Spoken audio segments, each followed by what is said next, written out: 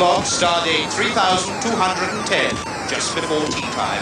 Our mission to prove that there's life after school, to look at a galaxy of games, to meet the stars of Silicon, to discover what's new in Microland. This is Prune, your friendly used computer, and these are the voyages of the Magic Micro Mission.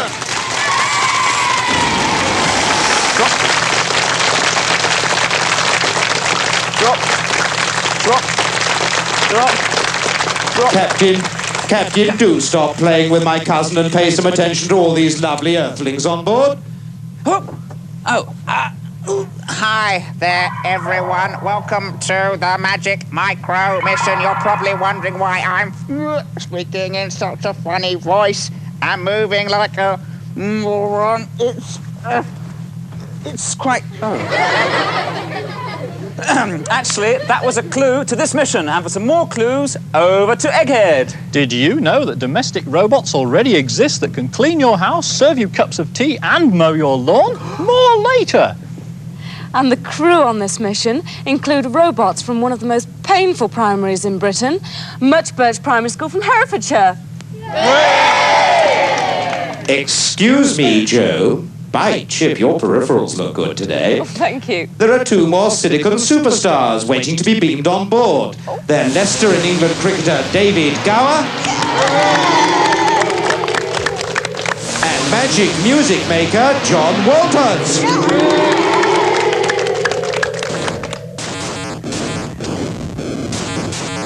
And now it's time to find out what games our famous 5 are checking out. Helped on this mission by David Gower. Starting with Robin, who's playing Cuthbert Goes Walkabout on his dragon. And Mandy, who should be amazed by her game Maziacs, which is playing on her Spectrum. Julia's playing Gatang Gatong, which I understand is Japanese for chuff chuff, and she's using a Sword 5. And Leslie should dig this one. It's called Dig Dog, and he's playing it on an Auric 1. Go to it.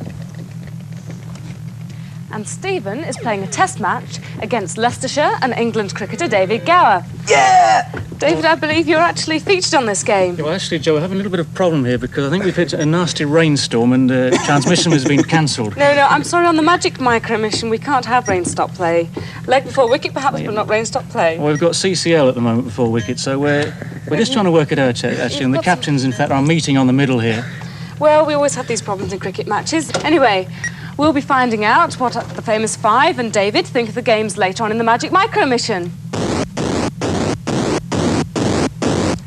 Prune, are you speaking to me? 100111101. Oh, really, Prune? 10111100. I'm afraid Prune's being a little bit awkward today. He insists on talking to me in machine code. There was a time when everyone had to talk to or program computers in that kind of language. You had to type in a set of 1s and 0s in some kind of pattern, really a coded message to give instructions to the computer. Pretty hard to use, in fact. The beauty of machine code, of course, is that it actually works well with the computer.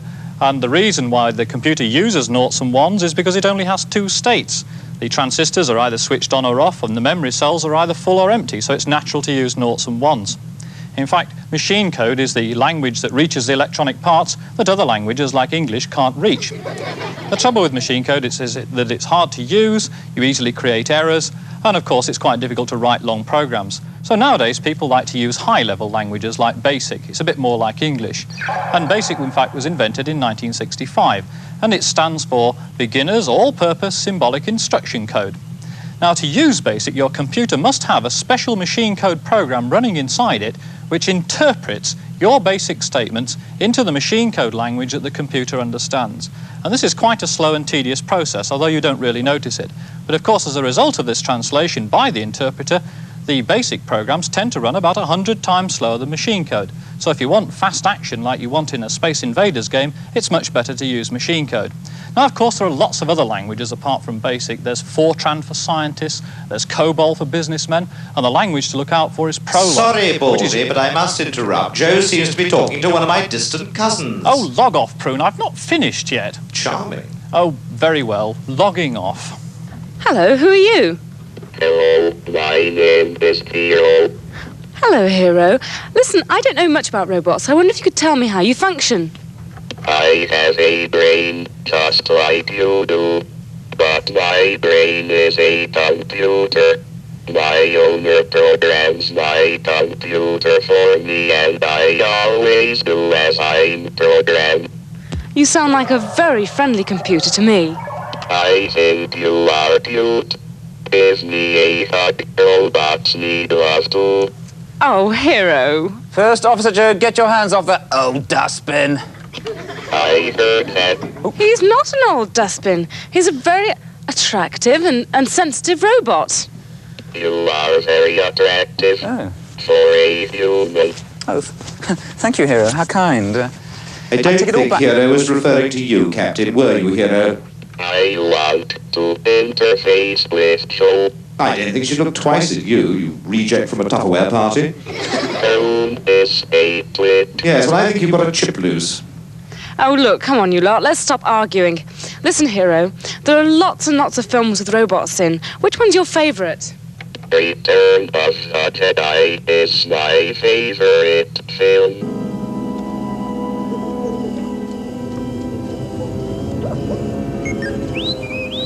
Artu, are you sure this is the right place?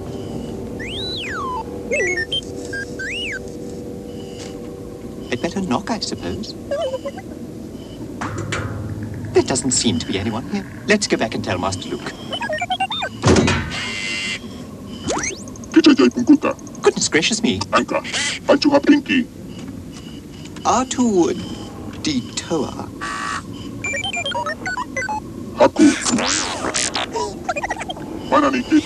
Bo say thread pay oa. A tutor od mishka jabaduhat. Kuchu, Wanki, my Picasso.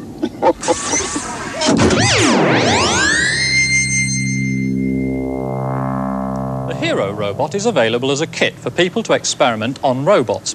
But what exactly is a robot? Well, it's a mechanical machine that can usually move about, it can handle objects, and it's usually computer controlled. The real trouble with robots is that you have to tell them exactly what to do. They're really rather stupid. But in the future, computers driving robots will make the robots intelligent. They'll be equipped with eyes and ears and a sense of touch, and they'll be able to make their own decisions on the basis of their own experiences. Let me give you an example. Prune, could we possibly have the lights down a bit, please? Oh, very well if I must. Well, I've got this computer here hooked up into Prune's innards. Prune said he'd been feeling a little bit out of sorts today, as you probably noticed, complaining of bites and nibbles in his operating system, and you can see why. He's caught a little bug stuck there in his circuits. What I've done is programmed an intelligent robot to move around and catch that bug. This robot can move, but it can't see. All it can do is sense the heat that's actually coming from the bug. The strategy of this robot is to move in a straight line just so long as the heat is getting stronger. If, on the other hand, the heat gets weaker, the robot slows down, hunts about a bit, until the heat gets stronger again. And it continues doing this until it's actually tracked something down. Now, it looks rather like intelligent behaviour here. It looks like it's actually seeing with eyes, but it's just using that very simple strategy. And you can see he's now well on his way to killing the bug in poor old Prune. There we go. And with a quick reset, Prune's circuits are fully restored, and we've put away our intelligent robot. This is Egghead logging off. Ah, I feel much better now.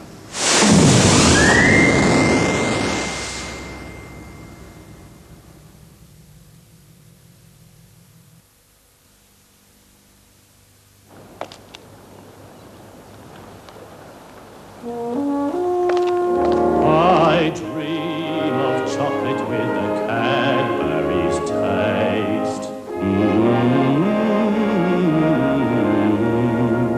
Drinking chocolate full of Cadbury's taste.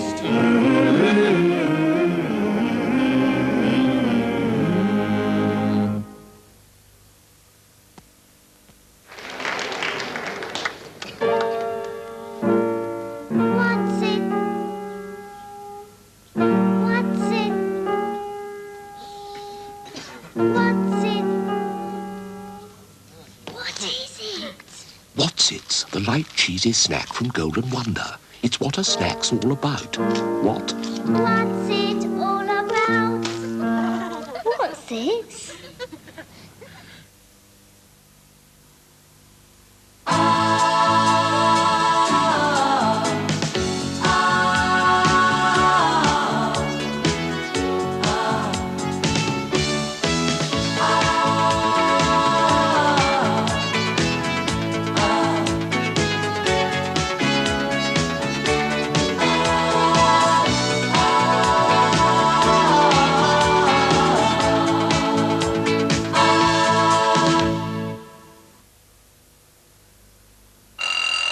First thing in the morning when it's time to go to school. Call the Weetabix. Yeah! A proper start is needed here. So get some school fuel! Make it Weetabix. We're not titsy tiny stuff. Remember what we say, you make it neat, wheat, mate. If you know what's good for you, you do.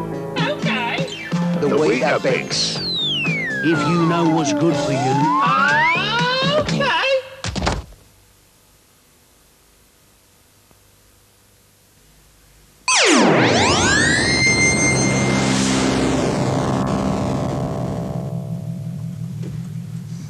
If that robot hero can interface with Joe, so can I. Here we go.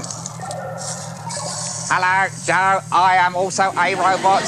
I'd like to interface with you. I know this might seem rather basic, but would you like to go out for a bite tonight and then onto a disc? Oh, that would be fun. And then we could go back to my room. Oh, Captain, do stop doing that silly impression of my great auntie Apricot.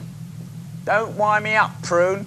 Hey, do you know, I've often wondered what Prune stood for, and now I know. Pointless, rusty, unprogrammable math equipment. Nonsense, it stands for perfect, reasonable, understandable, nice, and exciting. Anyway, I'm bored with this, out of data. And besides, Joe wants to show us something interesting. Do you remember this hit single from about 2 years ago? Einstein a Go-Go.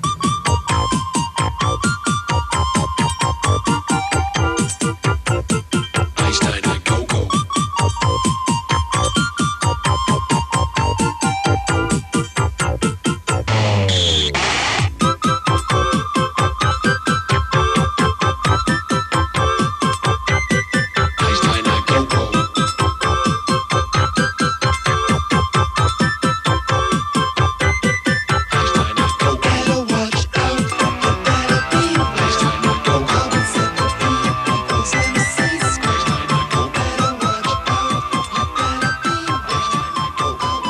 Hello, John. Welcome to the Magic Micro Thank mission. you.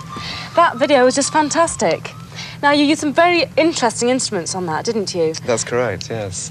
Mainly this Lyricon. Well, Would you like to explain this to me? Yes, I mean, this is an instrument which was designed a while ago, but still hasn't been used very much in pop music, and Einstein a Go-Go is probably the best known record that uses it. It plays that little tune that you hear. Yes. It's an electronic wind instrument, which means it's a synthesizer that's played by being blown, rather than being played by keyboard or any other Well, means how like does it that. differ from a flute or a sax?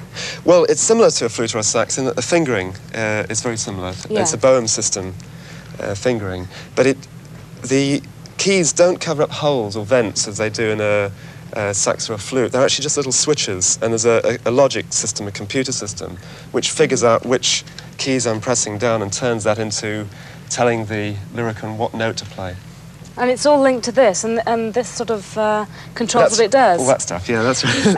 This, well, it has a fantastic range, doesn't it? I mean, can you show me? Yes, well, if you switch that down to low, Yeah. and get down there, I can play really high, That's absolutely phenomenal. which gives it about a 6.5 octave range, which is, because synthesizers do have a fantastic range, but you don't expect a wind instrument to do that, because normally you have to have a great huge thing like a tuba or a bass saxophone to make a low sound. You need a little titchy thing like a piccolo to get the high sounds. But because this isn't an acoustic instrument, the actual sound doesn't depend on the size of the instrument. The instrument's just made to be a handy size to carry around, hang around my neck. It has a reed on it. What's this for? Well, this isn't a proper reed. It doesn't vibrate like a clarinet or a saxophone reed, but it's got a little lever hidden behind it, and that enables me to bend notes. Like that, which it means you can add a bit of extra expression, and it makes it a bit more human. Yes. And really, that's the reason I wanted to play the Lyricon. I used to play saxophone a long time ago, and I wanted an electronic instrument that would give me a lot more expression. And the great thing about Lyricon as well is that because you control it by blowing it rather than just hitting a keyboard, you can control the phrasing and the volume of the notes by the way you blow. So if that loud you blow, you can actually make things louder and softer, which gives the musician a lot of expression. It also means that no two Lyricon players really sound the same. And I mean, there's not many of us around, but we all sound very different. Well, John, tell me how all this ties in with computers, because, I mean, basically, this is what we'd like to know. Right, well, I mean, there's a lot of stuff here, as you can see. It's all there's a lot of wires and stuff. I mean, people working in the field of music computers haven't really caught up with the rest of the world, and it's all a bit prehistoric still. You know, there's a lot of wires and stuff, and I'd like a much more sophisticated setup than this. Excuse me, Mr. John, but who are those strange aliens you brought in with you? I think Prune's referring to your drums. Oh, which, the drums. These were designed, or co-designed, by my partner in landscape, Richard James Burgess, who's also known for producing the first couple of Spandau Ballet albums. Yes. And he wanted to design a drum that he could plug in, basically, because drums we're very old-fashioned compared with all the other instruments.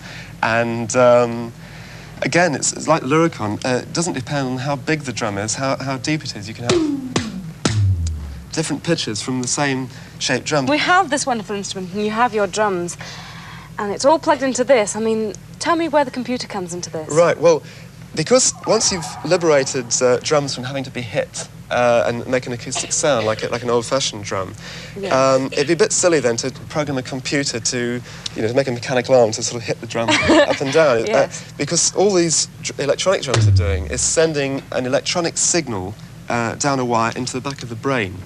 This bit, this is brain, is it? That's right. That's the bit that actually makes the sounds. Oh, the chips in here produce the different sounds: bass drum, snare drum, all kinds of things. Excuse me, Mr. Walters, but could you play something? Show us the state of your art.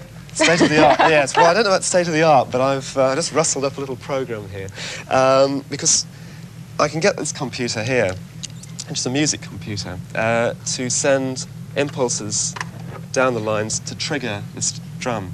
I've also got another Lyricon here. You trigger your drum and I'll play your Lyricon. Which, that's patched through to this synth over here, so yes. You can have a fiddle around with that, see how you get on. Oh, thank you.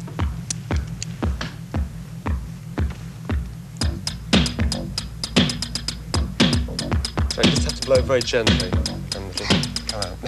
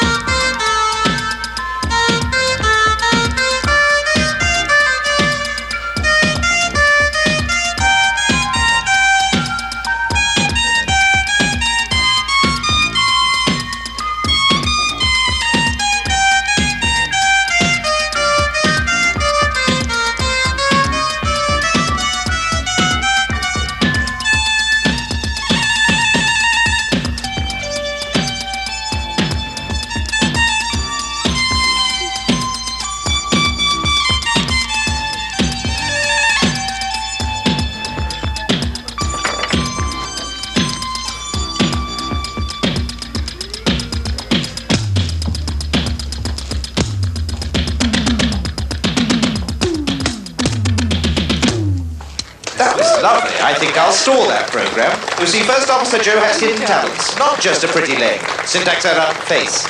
And now a robot I'm glad to say I'm not related to in any way. The film is called Heartbeeps. All he can do is tell these stupid one-liners. He needs a complete circuit washing. Let's just get him stored away. We haven't got all day. Come on. All right. Pull. What is it?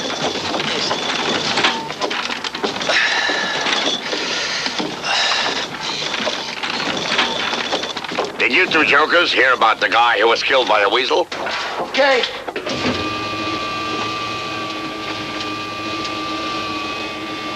Hold it. Up.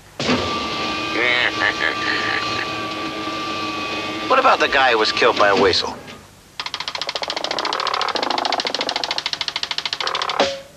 He was sitting on a railroad track, and the train came along, and he didn't hear the weasel. Down.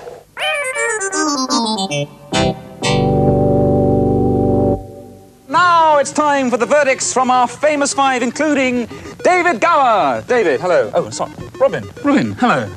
What are you playing here? Cuthbert Goes Walkabout, isn't it? Yes. It's okay as long as you're very skillful with a joystick.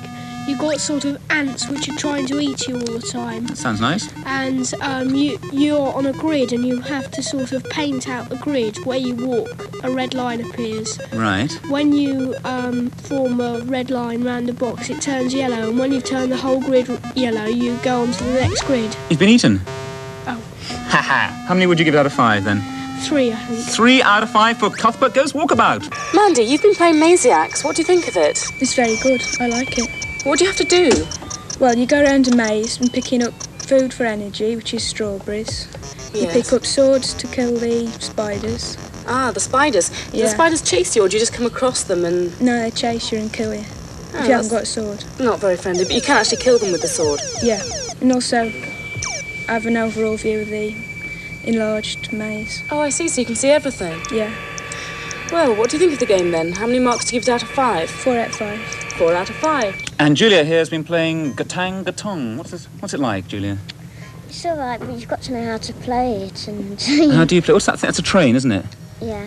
What's And the when object? you come up to these, Mm. yeah, What are they? Stations or something? Or yeah, and when you pass them, it comes across, and sometimes Whoops. you have to move it like that. So you've got to get the rail in there to Yeah. keep the train on the track, as it were.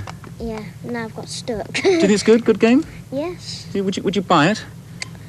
I don't know really. I suppose I would. And how many would you give it out of 5? 4. 4 out of 5. That's a pretty good score. 4 out of 5. Woo. Leslie, I can see you playing Dig Dog. Can you tell me what you're trying to do here? I can see you trying to get the bones, but these little things keep coming up from the bottom and trying to get to you. Well, basic idea is you walk along, find a space to dig, try and eat your bones, but you got these rats coming up. If Yeah. you're in the white and the rats get you, you're dead. If you're in the white and the rats get you? If you're white, like I... Oh, yes. There, but if you see, I got killed there. Oh, but I if I was see. gold, went to gold, I'd have been alright, I'd have been able to eat them. Is there only one screen on this, or does it go higher? It goes to... It's only one screen, and that the bones are placed different places, and it says that it's the next garden. Oh, I see. Well, it's very colourful, and I like the soundtrack on it. What do you think of it? I think it's alright. The graphics are pretty good. I like the way the dog runs and that. Mm-hmm. Makes nice sounds as well. Well, how many marks do you give it out of 5 then, Leslie? I think I'll give it 4. Oh, another 4 marks out of 5. And talking about scores, here's Test Match with our Silicon Superstar. Well, my commission are about 69 for 5 at the moment, making fairly heavy weather of this England attack. I It haven't looks like batted you yet. and, you and Joe are in at the moment. We're Joe in. 4 not out. Oh, I'm in. Facing I don't Ian even know what I'm Botham at the doing. moment. So it seems. Hang on. Let's see how this works. Well, it's very much a question of making that a decisions here. That is I a hope 4, not. yeah. Oh, it does take a long time, Just a doesn't 4. it? It is authentic in as much as it seems to be taking up a fair bit of time, and the field is great. Do you think Prune could supply us with tea? Well, I think it's essential. I think the next Not player's until break is after coming I've up soon. batted. I'm expecting to score a century. I usually do. Ah, Does that mean I'm not out? you're still not out 11. What's my star? That means you're probably batting, I think. Actually, you're on at the moment. Can't you see How this awful. elegant figure down here? Batting Doesn't look like left-handed. me. We could sit here all day and watch the game, I suppose, but I mean, we have to give a verdict on this. How many marks do we give it out of 5? Stephen. Both of you, you're allowed to Stephen, you first. I give it 2 because it's dead boring, if you ask 2 for dead boring. Come on, Right. David, it's your game. David, come How on. many? I'll give it 3 because I've got to be loyal to the game of cricket. Yeah, yes. All right. Well, there we go. Prune's just in. So, Prune's in now. No, yeah. Ah, now you'll see something good. Oh, yes, look, he's got to run. I'm afraid it's... Excuse me, John Walters, could you get out of my cockpit, please? Don't touch! Oh, it really gets on my chips when these wretched Silicon Superstars insist on playing with the ship. Oh no, now what's happened? I'm crashed, I'm out of data.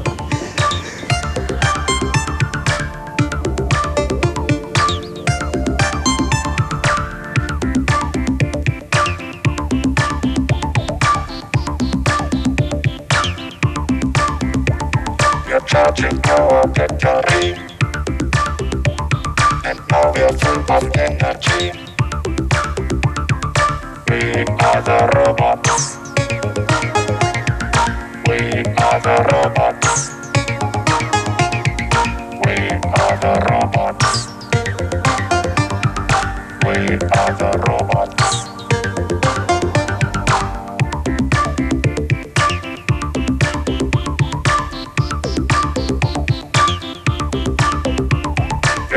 motion automatic. And we are dancing mechanic. We are the robots. We are the robots.